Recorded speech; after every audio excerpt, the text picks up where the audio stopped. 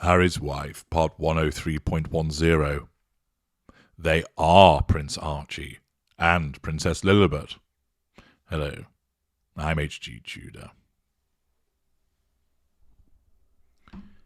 You will be familiar with when Harry's wife erroneously declared that Archie had been denied becoming a prince as a consequence of racist behaviour by the royal family, when in fact he could not be a prince because of the way that the rules worked.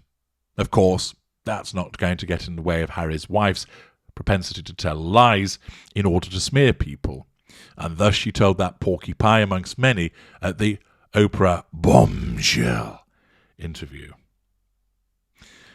Later, along came Lillibet, and, of course, with Queen Elizabeth II having died and Charles attended the throne, this means that Archie and Lillibet potentially could become prince and princess. Now, of course, many would be thinking, why? One's British, one's American, but they live in America. Why would they want titles? They're not members really of the royal family in a working sense. Indeed, they've barely met any members of the royal family because they're kept away from their extended family for most of the time. Furthermore, they're meant to be private citizens, and they made a particular emphasis about calling him Master Archie. Therefore, why not keep it that way? Well, of course, we all know why. Harry's wife sees it in terms of a sense of entitlement. It's status-linked, and because they are little mirrors of herself, she acquires those character traits, and it reflects upon her if they don't get the titles to which she believes that they should have.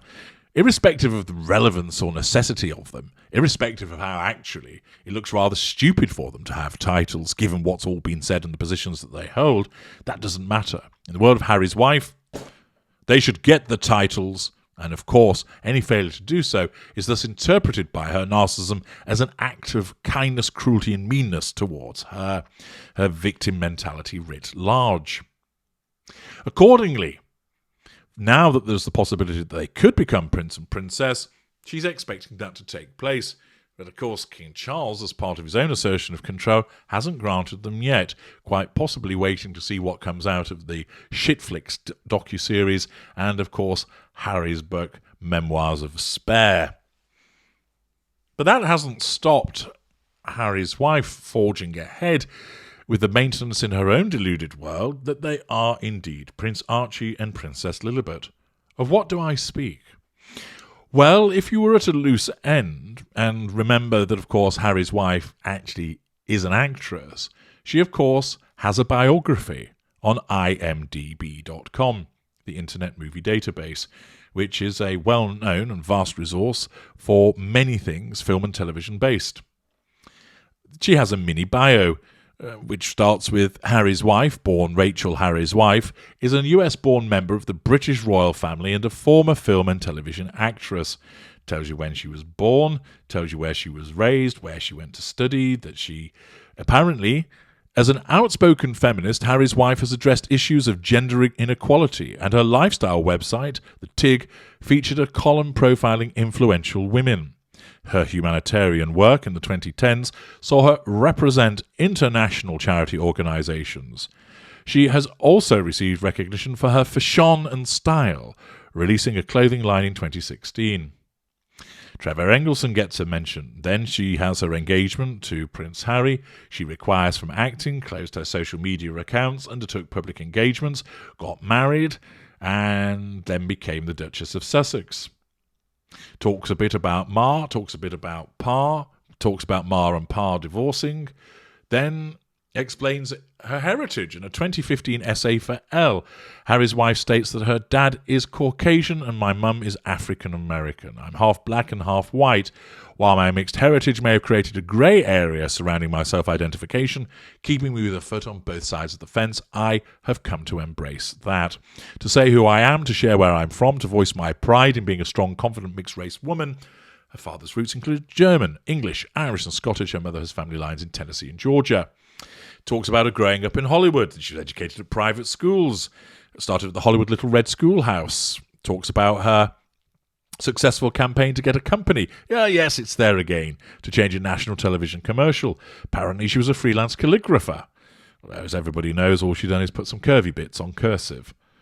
Then it talks about, eventually, after 1, 2, 3, 4, 5, 6, eventually, after 6 paragraphs, we actually get on to the purpose of why you're on IMDb, and that is to tell everybody about what you've been involved in. Now, in order to provide a bit of context here with regard to her biography, as I've just mentioned, we had several paragraphs banging on about where she went to school, who her mum and dad are, what she's done in her past vis-a-vis the TIG and bananatarian activities. Let's have a look at Brad Pitt's biography from IMDb. And William Bradley Pitt tells us when he was born, basically where, who mum and dad were. He attended the University of Missouri. He left college 2 credits short of graduating to move to California. He supported himself by driving strippers in limos, moving refrigerators, and dressing as a giant chicken while working for El Pollo Loco. First paragraph. Then, boom. Into the second paragraph we go. Pitt's earliest credited roles were in television, starting the daytime soap opera Another World, and then it basically talks about what he's been in terms of some of the films and television activity. So that mini bio, 1 paragraph at the beginning, and then it's all into what he's there for, film and television. Let's have a look at Cate Blanchett. Cate Blanchett, born May 14th, 1969 in Melbourne, Victoria, Australia, to June Gamble, an Australian teacher and property developer, and Robert DeWitt Blanchett Jr., an American advertising executive originally for Texas. She has an older brother and a younger sister. When she was 10 years old, her 40-year-old father died of a sudden heart attack. Her mother never married, and her grandmother moved in to help her mother. Then straight into telling us that she graduated from Australia's National Institute of Dramatic Art and then joined the Sydney Theatre Company's production of Carol Churchill's Top Girls, and then went on to various roles. And similar to Brad Pitt, it starts telling us about her career as an actress, which is what you're on IMDb for. Then let's look at Christian Bale. Tells us that he was born January 30th, 1974 in Pembrokeshire, Wales, to English parents, Jennifer Jenny James and David Bale. His mother was a circus performer and his father was born in South Africa, was a commercial pilot. The family lived in different countries throughout Bale's childhood, including England, Portugal and the United States. Bale acknowledges the constant change was one of the influences on his career choice. First paragraph, very short paragraph. Bang! First acting job was a serial commercial in 1983. Then he debuted on the West End stage in The Nerd. Then a role in the 1986 NBC miniseries Anastasia caught Steven Spielberg's eye, and he was in Empire of the Sun. And then, just like Blanchett and Pitt, it talks about his acting. So, interestingly, you can see the difference between Harry's wife, which basically talks about what? Into the third paragraph, the fact that she married Prince Harry. So, once again, she's not actually known for her acting. She's known for being Harry's wife. And I provide all of that by way of going to the evidence, as I always explain. Now, you might be wondering, okay, yep, this makes sense, HG. It shows the usual puffery that she engages in, banging on about all the other things that she's done, because she hasn't really got a lot to talk about in terms of her acting career. So we get 2 paragraphs about the acting in television, of course, mentioning Suits. Final paragraph, from 2014 to 2017, Harry's wife was founder and editor-in-chief of lifestyle website The TIG. She derived the name from Tianello red wine. Who fucking cares? One of the TIG's features was TikTok, a column that profiled women including Jessica Alba, Gail Simmons, Ella Woodward, Daphne Oz, Elizabeth Hurley, Lauren Bush Lauren, Ivanka Trump, Diana Agron and Jessica Stamm. In April 2017, she closed The TIG. Harry's wife developed an adept and polished social media presence at the time of its closing.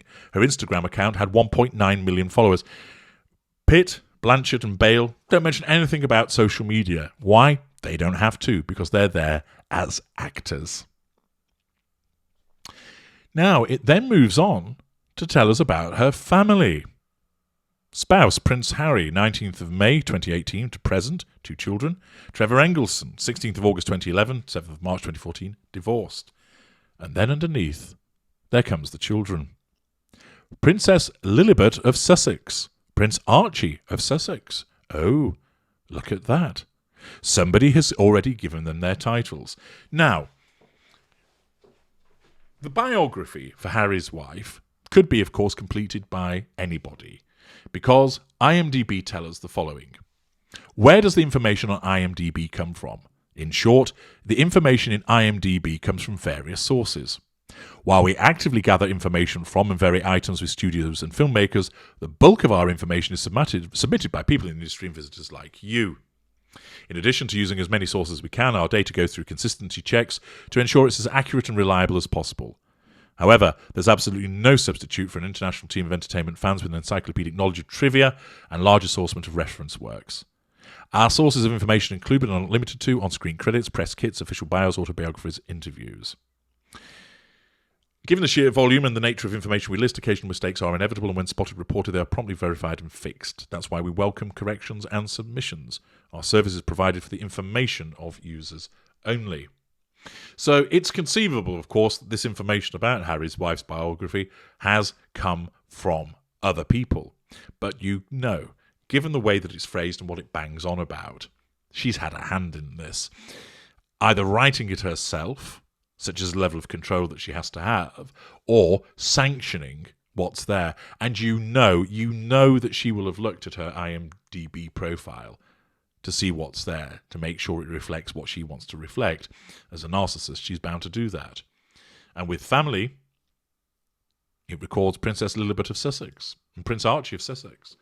And with Princess Lillibet of Sussex, we get a picture of the little girl telling us when she was born, and then she has her own filmography, where she's archive footage, Prince Andrew Banished. Then she appeared as Self, Inside Edition, TV series documentary, Zvakasi and Opendovel, live TV series, Sat 1 Special, which seems to be German, Goodbye Queen Elizabeth II, plays Princess Lillibet, and then The Coronation and Crowning of King Charles III and Queen Camilla, playing Self, which appears to be a BBC documentary. Interestingly, there doesn't appear to be anything referencing Netflix. But her supposed and apparent appearance that's going to take place at Grandfather Charles's coronation next year. Prince Archie, he gets a picture of himself from when he was on Harry's lap, taken, I think, last Christmas. And similarly, he also has a filmography. He was in The Windsors, The Royal Dynasty from 2020, Prince Andrew, Banished, Secrets d'Histoire from 2020, Zavakis and Obdenhulvel from 2022, the same special that's referred to with Lillibet, and similarly also the coronation and crowning of King Charles.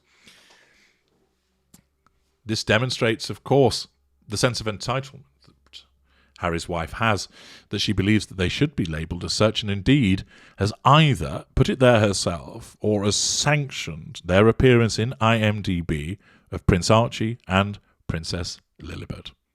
I'm H.G. Tudor. Thank you for listening.